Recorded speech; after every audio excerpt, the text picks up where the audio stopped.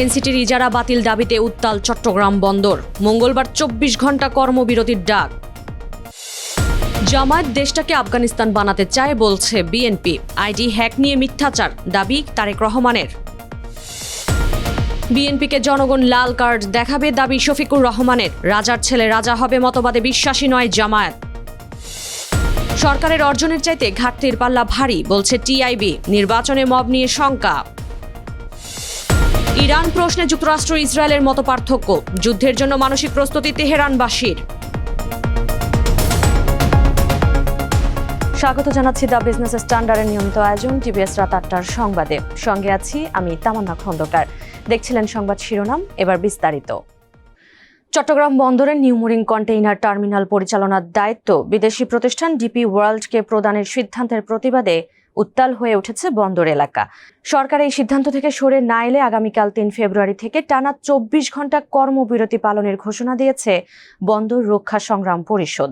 ২ ফেব্রুয়ারি আয়োজিত এক সংবাদ সম্মেলনে সংগ্রাম পরিষদের নেতারা কর্মবিরতির পাশাপাশি চট্টগ্রাম বন্দরের চেয়ারম্যান ও পরিচালক প্রশাসন সহ একাধিক বিতর্কিত কর্মকর্তার অপসারণের দাবি জানান। এদিকে তৃতীয় দিনের কর্মবিরতিতে বন্দরের কার্যক্রম যেন মুখ থুবড়ে পড়েছে। প্রতিদিন ৮ ঘণ্টা কর্মবিরতিতে পণ্য পরিবহন ও খালাস কার্যক্রম চরমভাবে ব্যাহত হচ্ছে। এরই মধ্যে বন্দর ও বেসরকারি অবডকগুলোতে সৃষ্ট কন্টেইনার জটে সাপ্লাই চেইন ভেঙে পড়ার আশঙ্কা দেখা দিয়েছে। ব্যবসায়ীরাও পড়েছেন আর্থিক ক্ষতির মুখে। জামায়াতে ইসলামী দেশকে আফগানিস্তান বানাতে চায় বলে মন্তব্য করেছেন বিএনপির মহাসচিব মির্জা ফখরুল ইসলাম আলমগীর। ২ ফেব্রুয়ারি ঠাকুরগাঁও সদর উপজেলার ঢোলারহাট ইউনিয়নের লালমিয়া মার্কেটে নির্বাচনী প্রচারের সময় পথসভায় তিনি একথা বলেন। মির্জা ফখরুল বলেন, ওরা বাংলাদেশকে পেছনের দিকে নিয়ে যেতে চায়। ওরা এমন একটি দল যারা আমাদের সামনের দিকে যেতে বাধা দেয়। এদিকে বিতর্কিত মন্তব্যের পর আইডি হ্যাকের অজুহাতকে মিথ্যাচার উল্লেখ করে বিএনপি চেয়ারম্যান তারেক রহমান বলেন, তীব্র সমালোচনার মুখে তারা এখন বলছে আইডি হ্যাক হয়েছে। যারা অবলীলায় মিথ্যা বলে তারা কখনো দেশের মঙ্গল করতে পারে না। ২ ফেব্রুয়ারি যশোর উপশহর ডিগ্রি কলেজ মাঠে আয়োজিত এক নির্বাচনী জনসভায় প্রধান অতিথির বক্তব্যে এসব কথা বলেন তিনি। বাংলাদেশ জামায়াতে ইসলামীর আমির ডাক্তার শফিকুর রহমান বলেছেন, বিএনপিকে এবার জনগণ লাল কার্ড দেখাবে। আগামী ১৩ তারিখ থেকে জনগণ একটি নতুন বাংলাদেশ পাবে বলেও মন্তব্য করেন তিনি। ২ ফেব্রুয়ারি কক্সবাজার শহরের বীর মুক্তিযোদ্ধা মাঠে আয়োজিত এক নির্বাচনী জনসভায় এসব কথা বলেন জামায়াত আমির। রাজার ছেলে রাজা হবে এই মতবাদে জামায়াতে ইসলামী বিশ্বাসী নয় বলেও মন্তব্য করেন ডাক্তার শফিকুর রহমান। জাতিকে বিভক্ত নয়, ঐক্যবদ্ধ বাংলাদেশ গড়ে তোলা হবে উল্লেখ করে জামায়াত আমির বলেন, কক্সবাজার একটি সম্ভাবনাময় এলাকা।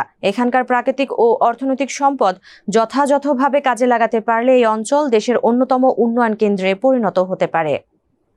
আওয়ামী লীগের পতনের পর রাষ্ট্রের বিচার ব্যবস্থা সংস্কার ও নির্বাচনের ভিত্তি স্থাপনের যে প্রত্যাশা ও দায়িত্ব ছিল অন্তর্বর্তী সরকারের, ১.৫ বছরেও সেসব নাজুক বলে মনে করেন ট্রান্সপারেন্সি ইন্টারন্যাশনাল বাংলাদেশ টিআইবি নির্বাহী পরিচালক ইফতেখারুজ্জামান।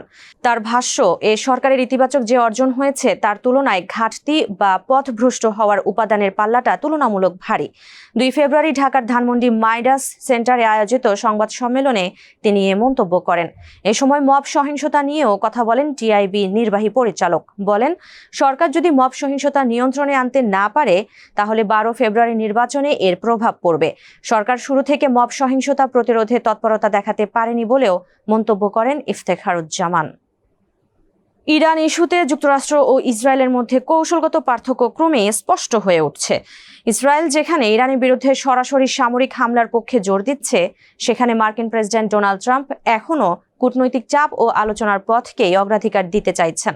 সম্প্রতি ইসরায়েলি সেনাবাহিনীর প্রধান অব স্টাফ এয়াল জামির যুক্তরাষ্ট্র সফর শেষে দেশে ফিরেছেন। তার ধারণা, আগামী ২ সপ্তাহ থেকে ২ মাসের মধ্যে ইরানের বিরুদ্ধে সামরিক হামলা চালাতে পারে যুক্তরাষ্ট্র।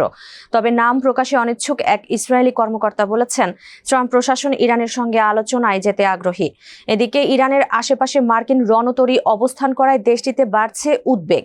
বিভিন্ন আন্তর্জাতিক সংবাদ মাধ্যমের খবরে বলা হয়েছে, সম্ভাব্য সংঘাতের আশঙ্কায় ইরানের সাধারণ মানুষ মানসিকভাবে যুদ্ধের প্রস্তুতি নিতে শুরু করেছে। দর্শক, এ ছিল টিভিএস রাত ৮টার সংবাদে। এতক্ষণ সাথে থাকার জন্য ধন্যবাদ সবাইকে।